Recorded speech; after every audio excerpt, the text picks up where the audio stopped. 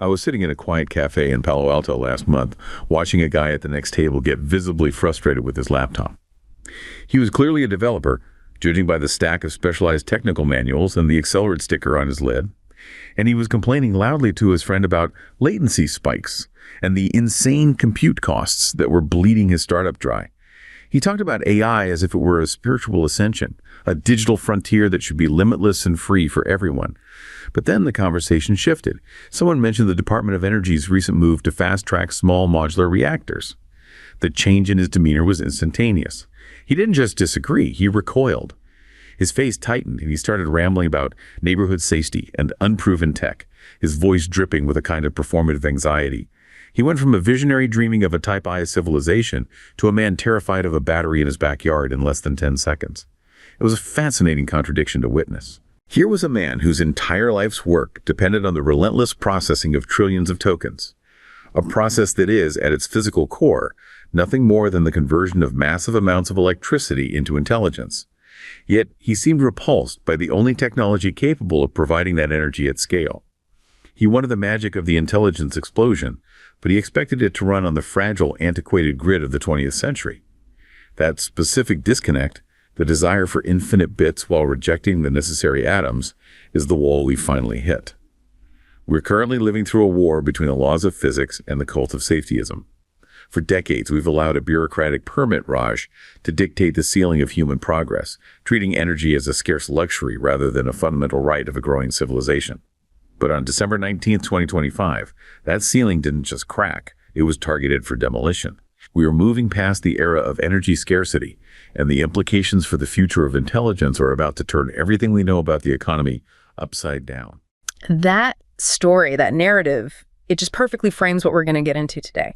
Because that contradiction you saw in that cafe, that's a fundamental choice that society is facing right now.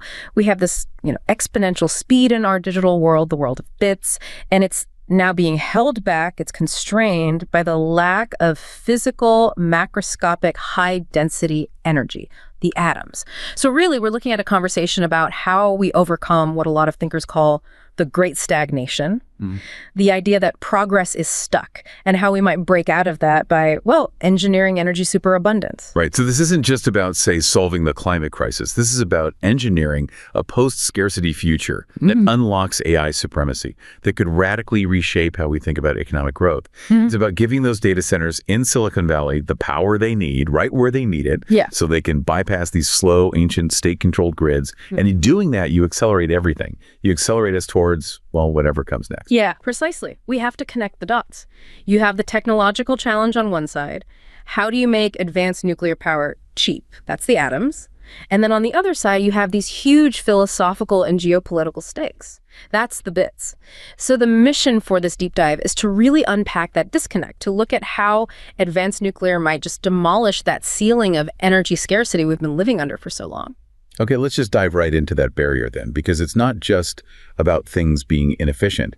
It's deeper. It's a cultural thing, a bureaucratic mindset that's like a wet blanket on any real innovation. Yeah, and we have to put a name on it. The concept we need to introduce is anti-growth safetyism. This is, I think, the primary barrier preventing real game-changing innovation in crucial fields, advanced energy, high-speed aviation. And it's important to understand it's not traditional regulation. We're not talking about minimum wage laws or basic pollution controls, things that add a measurable cost. No, this is different. It's the difference between being told to build a fence of a certain height, which is compliance, and being told to build a fence so high that nothing could ever get over it, which is basically impossible. That's the perfect distinction. Anti-growth safetyism stops innovation cold. It creates these barriers in the name of safety that are, they're basically infinite in their scope. And it's why so many of our physical technologies feel like they're stuck in a time warp. The classic example, and it's so important for our topic, is the requirement for nuclear power plants. They have to keep radiation levels as low as reasonably achievable. ALARA. I've heard that. It sounds reasonable on the surface, but it's an infinite, totally subjective standard. It's the ultimate infinite standard. What is reasonably achievable?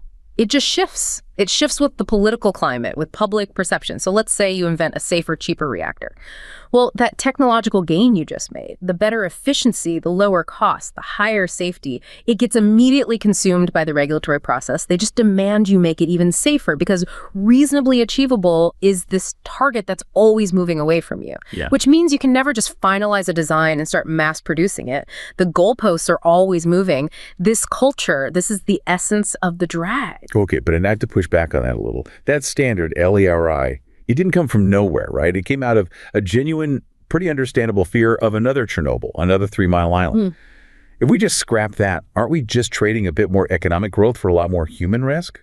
That is the critical question. It's the challenge. But the answer is that this kind of safetyism, it often increases the overall risk. It does that by making the newer, actually safer technologies commercially impossible to build. So the risk isn't gone, it's offloaded. We stay reliant on older, maybe less safe tech like coal plants or the aging reactors we already have because the new stuff can never clear this impossible bar. But let's try to put a price on this drag because the economic hit is it's staggering. So we're moving from this abstract philosophical idea of a block to a concrete, quantifiable way that we're all poorer because of it. Exactly. And this gets to that provocative question from thinkers like J. Scores Hall, which is, where is my flying car?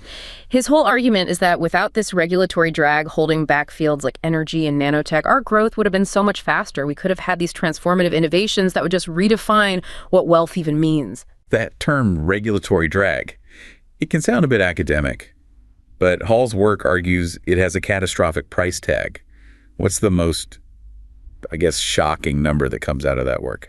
Well, he points to the work of 2 economists, John Dawson and John Cedar, who try to quantify the total drag on the U.S. economy. They used a model that looks at how different taxes affect economic growth, and they basically conceptualized regulation as a kind of tax. Okay, but how do you even measure the amount of regulation? It seems so abstract. It's a fascinating proxy. They used the sheer physical mass of the regulatory state. They literally counted the number of pages in the Code of Federal Regulation, that's where all the federal rules are published, over a 57-year period. And when they plugged that into their growth model, their estimate, this kind of counterfactual world without that regulatory explosion, it suggested that regulation might have knocked 2 full percentage points off of annual economic growth since World War II. 2 percentage points. It sounds like a rounding error until you compound it over decades. Then the final number must be huge. The compounding effect is everything.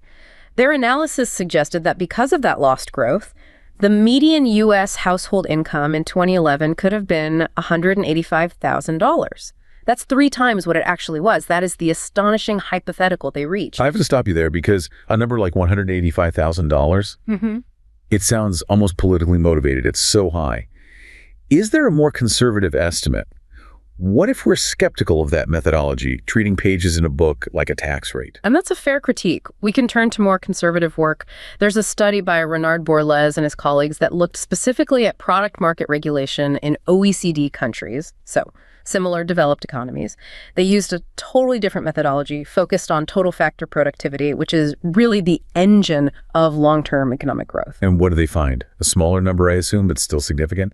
Much more conservative, but yes, still remarkable. They estimate that regulation is still cutting U.S. GDP growth by about 1 percentage point per year. Now, if you take that 1 percentage point and compound it back to the late 1940s, median U.S. household income today would be around $117,000. Wow. So even the conservative number means median income could be nearly double what it is today. It's an almost unbearable thought that this level of loss is because of policy choices. It's not some law of physics. It's a choice. So what does that policy actually look like on the ground? This is why it's so important to be clear about what kind of regulation is causing this. We can't just throw out all governance. We can really break it down into 3 distinct categories to find the real source of the drag. Okay, let's define them. So the first category is what you could call regulations against capitalism. These are rules that just make markets dysfunctional, often by making it almost impossible to do business. We see this a lot in developing countries. Right, like where you have to pay a year's income in fees and wait 2 years just to legally open a corner store. Exactly that. Until pretty recently in places like Suriname or Sierra Leone, it took, 690 days and a huge amount of money just to legally set up a simple business. Yeah. The U.S. is actually pretty good on this front, so that's not our main problem. The second category is compliance regulations. This is the stuff we all think about. The paperwork, OSHA rules, disclosure forms, all that bureaucratic minutia. And that's the stuff that fills up all those pages in the Federal Register. But you're saying even that isn't enough to explain this huge economic loss. It's not. It's costly, it's a burden, but it's generally manageable. Yeah. Which leaves the third, and I think the most insidious category, anti-growth safetyism. This is the cover-your-ass culture, the culture that makes true world-changing innovation in these high-risk, high-reward sectors, next-gen energy, aviation, nanotech, just impossible. The evidence really suggests it's not the compliance paperwork or anti-capitalist rules that are the reason we don't have cheap nuclear flying cars. It's this pervasive cultural block. We're paying a massive, massive tax on ingenuity. It's like we've outsourced our national sense of optimism to a bureaucracy, and their only job is to say no, or maybe later, but first, fill out this 600-page form. And this brings us back to that fundamental split in how we think about this. Is this stagnation a choice we're making, or have we really just hit the physical limits of the planet? That's the core of the debate, right? The social theory versus the physical theory of stagnation. The physical theory, championed by people like Václav Smol, basically argues that the insane growth of the 19th and 20th centuries was a one-time thing. It was fueled by this one-time party of fossil fuels, and now we've just hit natural material limits. Yeah. Moving atoms around is hard, and we've gotten as good at it as we're going to get. But the contrast between our digital world and our physical world just screams that it's the social theory. The constraint is in our heads, not in the physics. It really does. I mean, look at the numbers. Digital innovation, the world of bits microprocessor performance, has improved by 10 billion times in 50 years. Meanwhile, macroscopic physical innovations, crop yields, how fast we travel, energy density, have only improved by maybe 1.6 to 2.7 times. The world of computation has had this sustained geometric explosion. The physical world has stagnated. That suggests the physics allows for more. It's our social systems that are prohibiting it. And that stagnation gets culturally locked in by these spectacular failures that are statistically sometimes quite small, but they get amplified by the media. The Hindenburg is just the perfect, terrifying example of how a media event can cement anti-growth safetyism into policy for generations. The Hindenburg, it exploded in 1937. It killed 36 people, which statistically, compared to road deaths that year, was a minor tragedy. But the spectacle, it was captured on newsreel. It was broadcast on the radio. You had that famous haunting line, "Oh, the humanity." It just destroyed the entire airship industry basically overnight. It became this huge media event, and it let public fear just completely overrule any engineering logic. And the irony is that the tragedy was enabled by U.S. regulation in the first place. The Helium Control Act of 1927. It stopped them from selling non-flammable helium to other countries, which forced the Hindenburg to use flammable hydrogen. So you have this confluence of politics, technology, and this new electronic amplification of fear, and it just strangles a whole promising industry. The social response was the key, not some physical law. Exactly. Which brings us to the antidote. Right. If anti-growth safetyism is the disease, we have to talk about the cure. We need to talk about eco-modernism, which feels like this inherently optimistic supply-side solution. It is exactly that. Eco-modernism is this environmental philosophy that makes a pretty radical argument. It says that technological development and the abundance that comes from it is the only practical way to protect nature and improve human well-being on a global scale. And its central idea is something called eco-economic decoupling. Which means separating economic growth from environmental harm, breaking that link. Yeah. Yes. And that's where it really breaks from traditional environmentalism. Traditional environmentalism often calls for austerity, for rationing, for imposing this single ethic of sustainability on everyone, no matter where they are in their development. Eco-modernism says that's undemocratic, and it's just not practical. It's aiming for a future that's compatible with the messiness of humanity, with the philosopher Kant called the broken timber of humanity. They believe that the only way forward is to double down on the Enlightenment path of scientific progress to meet global human needs and restore the planet. So this philosophy doesn't just see growth as desirable, it sees it as a moral imperative. Absolutely. For an eco-modernist, global economic convergence is the starting point for any serious climate conversation. The developing world has a fundamental right to a high-energy modern lifestyle, just like the West built. The moral line in the sand is we cannot make saving the climate contingent on the poor staying poor. And the ultimate vision is a kind of post-scarcity, where the problem of limited resources is just engineered away. It's not managed through rationing. Exactly. The long-term vision is a future where we don't even need to extract resources from the biosphere anymore. Maybe that's because of atomically precise manufacturing, or maybe we've moved all that heavy industry off planet. But the point is that using resources efficiently today is just a stepping stone to a future of superabundance, not an end goal of managed decline. The historical example they always use is whale oil. It's a great illustration of how technology can save nature without needing top-down regulation. It's the perfect analogy for this idea of technological emancipation. We didn't save the whales because of international treaties, not at first. We didn't ration whale oil. We saved them because an innovation kerosene distilled from petroleum-made whale oil economically obsolete. The market just shifted, the demand vanished, and the whale population recovered without anyone having to be forced to use less light. And this focus on breakthrough tech leads to their big fear, right? That rich countries are spending way too much time and political capital on the low-hanging fruit. That's the worry. This focus on, small-scale, low-tech options, piecemeal efficiency gains, it creates what they call an optical illusion of decarbonization. It makes it look like we're making progress, but it hides the fact that the core high-intensity economy, steel, cement, data centers is still totally carbon-based. And that focus sucks the air out of the room for pursuing the real breakthrough supply-side innovations. I see the problem. Putting solar panels on your roof might make your household feel green, but it does absolutely nothing to solve the energy needs of a world of 10 billion people who all want a modern standard of living.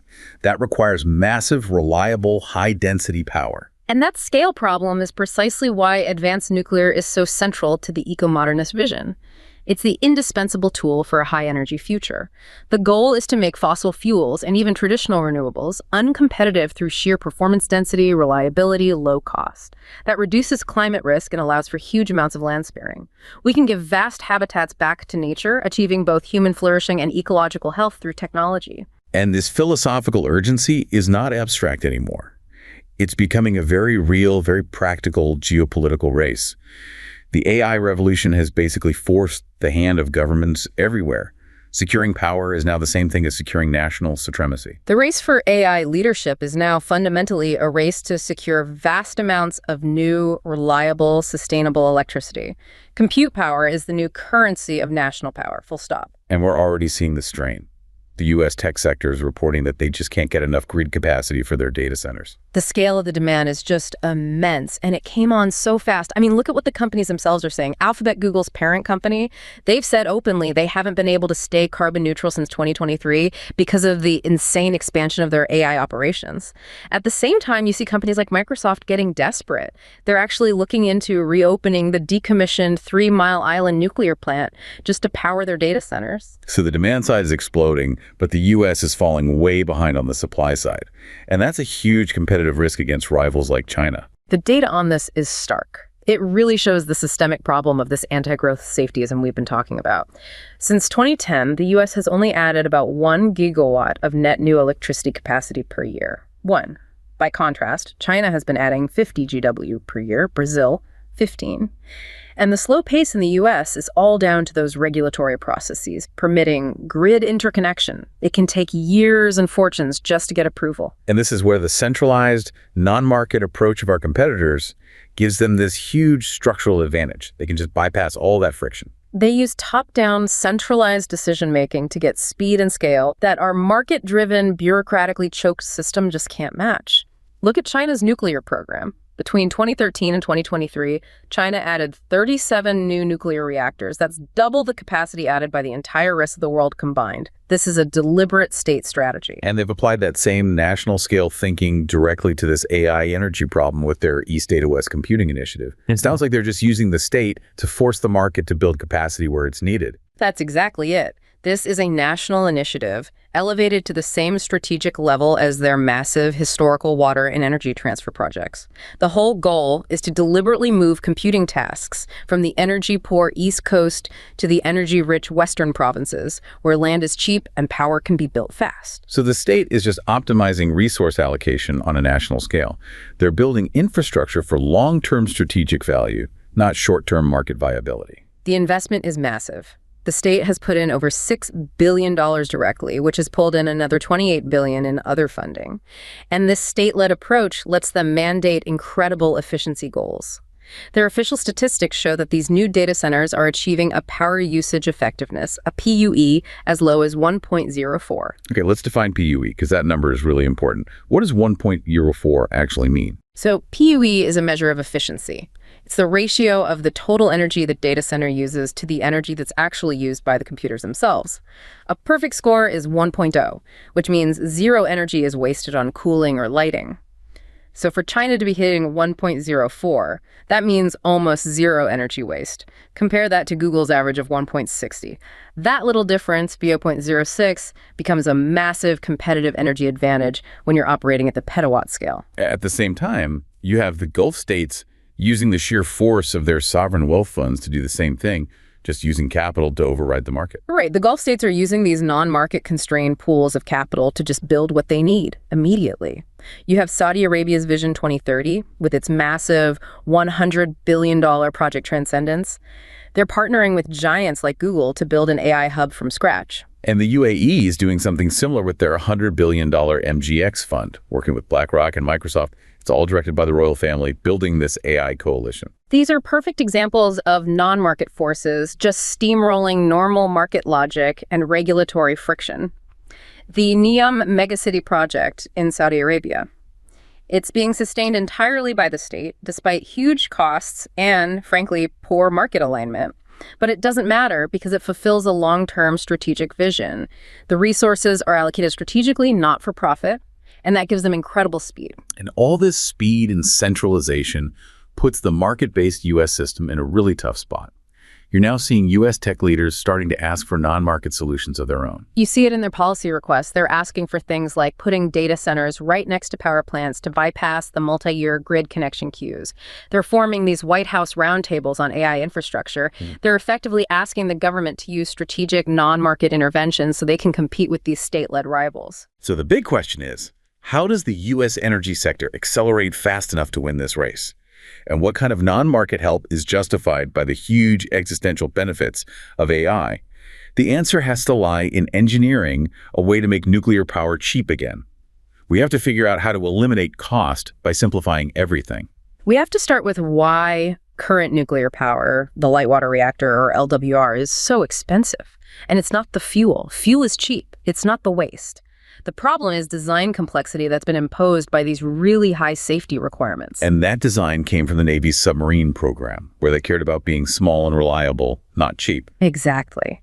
The Navy needed a compact, dense power source. And to do that, they ran the reactor core at extremely high pressures to keep the water from boiling.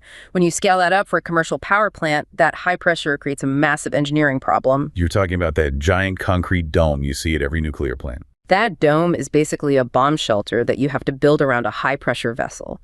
And that requires thick concrete, reinforced steel, and it costs billions. On top of that, you need layers and layers of redundant active safety systems, pumps, valves, backup generators, all to mitigate the risk if you lose power. All of this complexity just drives the cost through the roof. So to change the economics, these advanced generation Xivy designs have to hit 4 key factors. Let's go through them. The first, and it's the most critical, is inherent safety. The design itself has to be fundamentally less prone to melting down. It needs to be able to cool itself passively without any machines or external power. That simplicity is what lets you get rid of all those expensive, redundant safety systems, which is the single biggest driver of cost. Number 2 is modularity. This is the whole small modular reactor, or SMR, idea. Right. Modularity flips the economics. Instead of building one giant bespoke project over 10 years, you leverage economies of repetition. You mass produce components in a factory. That standardization means you build faster, the quality is higher, and the cost curve comes down dramatically, just like any other modern manufacturing process. Third is thermal efficiency, getting more bang for your buck, essentially. Yeah, increasing the ratio of electricity you get from the heat you produce, all from a smaller physical plant. It just maximizes your output from the same amount of material. And finally, there's readiness. Which really gets back to that regulatory problem. Readiness is all about using what you already have, existing supply chains, known materials, regulatory familiarity. If your new design requires a brand new material that's going to take 10 years and $100 million to certify, it's dead on arrival. It can't scale commercially. The designs have to be evolutionary, not purely revolutionary, at least when it comes to the materials. Before we get into the actual designs, we should probably quickly knock down the things that people always think are the barriers. Yeah. Fuel, waste, and proliferation. Right. And in the short to medium term, they're just not the main obstacles. Fuel isn't a problem, uranium is plentiful, and the cost of new fuel is a tiny fraction of the total plan, cost less than 5%. So even if you made fuel free, it wouldn't really change the upfront capital cost. And the waste issue feels much more political than it is technical.